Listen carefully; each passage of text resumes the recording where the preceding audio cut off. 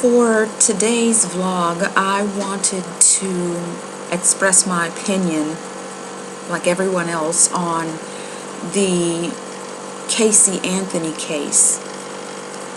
Everybody is talking about it. Everybody has a different opinion about it, and I just wanted to speak out and give mine. I really think that it is no one's business at this point, and that everyone who's not directly involved with her in some capacity should just leave her alone. She was found not guilty, guys. Not guilty. Now, I heard one of the jurors say, not guilty doesn't mean innocent. Okay, I agree with that. Not guilty does not mean innocent. But none of us, except her and God himself, knows whether or not she killed her daughter. But a jury of her peers, 12 adult, intelligent people, said there's not enough evidence to convict this woman of the most heinous of the the 7 charges. Those being first-degree murder, aggravated manslaughter, aggravated child abuse. She was found not guilty of those. And she can't be retried for it. It's done. It's over. Leave her alone. Let her sell her story to every tabloid on the planet and make as much money as she can off of this story. It's not like she was found guilty and she's making money from jail selling her story. That's a whole different concept. People are like, oh well, I've forgotten what law it was that said you can't profit from your crimes. Well, she was found not guilty, which means technically, under the law, she didn't commit a crime. At least not those crimes. Now, on the 4 charges where she lied to police, yeah, of course she did. She's guilty of that. And she's guilty of very bad behavior.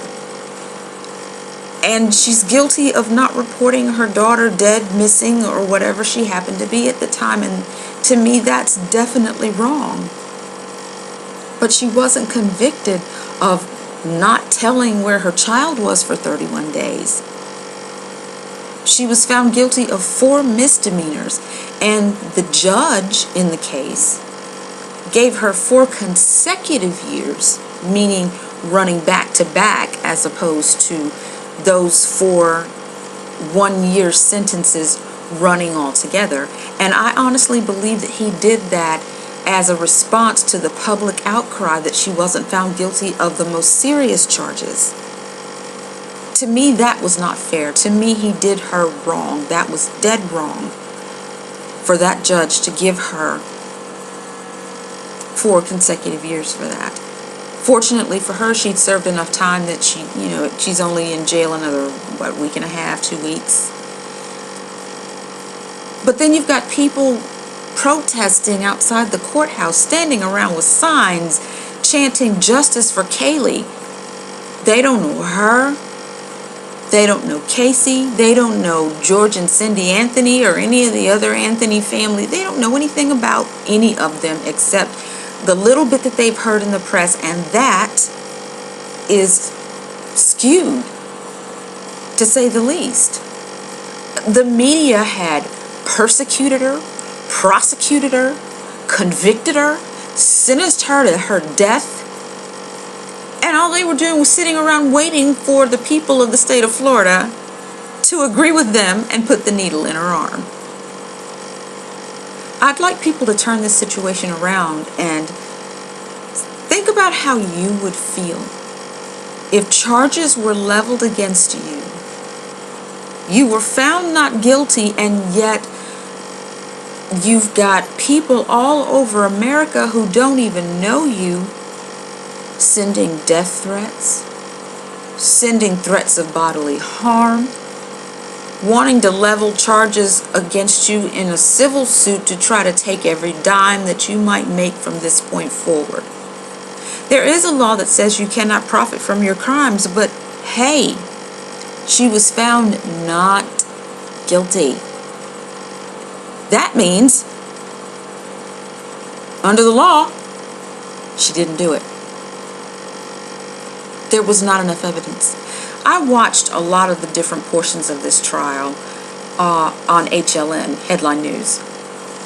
And I never saw anything that the prosecution brought to the case that even gave me the sense that I might convict her had I been on the jury. If I were on the jury, I would have more than enough reasonable doubt to acquit her. There was just nothing said. There was no reason given as to why she'd kill her child. Some people say, okay, well, she wanted to live this carefree life. But her parents loved that little girl so much that she could have left her daughter with her parents and gone out to party and come back and picked her up. That makes no sense. They can't pinpoint when Kaylee died or even how Kaylee died. How is it then that you can, as the prosecution, present a case asking for the death penalty and you can't even present enough evidence to prove that the woman even had motive to kill her child? You can't even say how. Oh, well, there was duct tape. Somebody looked up chloroform on the computer. That doesn't mean, just because you look up chloroform doesn't mean that you used chloroform on the daughter. They couldn't even prove that. They couldn't even prove without any doubt that Kaylee's body was in the trunk of her car for however long. They just said, oh, it smells like death. There are a lot of things that smell like death. And it doesn't have to be a body. I want people to think about what they say before they say it. I want very badly for people to find forgiveness in their hearts for this young woman. They're talking about putting her in witness protection and moving her and changing her name and all of that. There was even a mention of possible plastic surgery to change how she looks, just so she will have some semblance of a chance at a normal life. How is that any way to have to live? If you go to court and you're found not guilty of something and you walk out the door, you can go home and do whatever you please and nobody cares. But the media sensationalized this case to such a degree that Casey Anthony, if she didn't change her look, she didn't move from Florida and used her real name, could never live her life normally again, and that's wrong. I believe people are doing her wrong. Very, very wrong.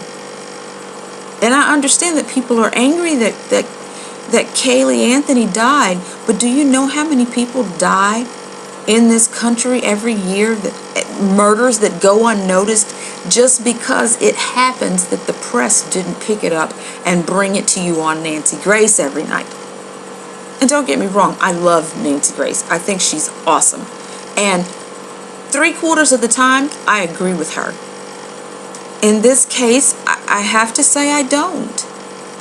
I think that she helped to vilify Kaylee Anthony before she even had a chance to be adjudicated by a jury of her peers. That's just my opinion. Nobody has to agree with me. And if you don't, tell me. I want to hear about it. If you do agree with me, tell me. I'd like to hear that too, because I love being right. But seriously, leave the woman alone. Let her sell her story to every tabloid on the planet, except News of the World, because you know well, we're not going to talk about News of the World right now. They're out of business for real. And Rupert Murdoch has problems of his own right now. And that's another vlog for another day if I choose to talk about it, which I probably won't because I don't really care that much.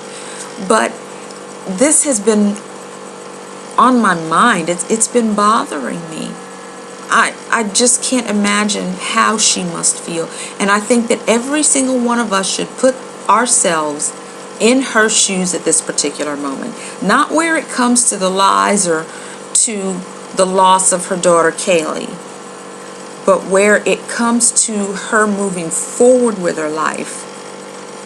Imagine how you would feel if you were found not guilty of the charges, but the public wouldn't let you be and wouldn't let you go on with your life. And once you do that, find it in your heart to just, even if you have decided that you can't stand her even though you don't know her, even if you have hatred in your heart for her because you really, really, really believe that she killed her child, it's not your business. It's not your life.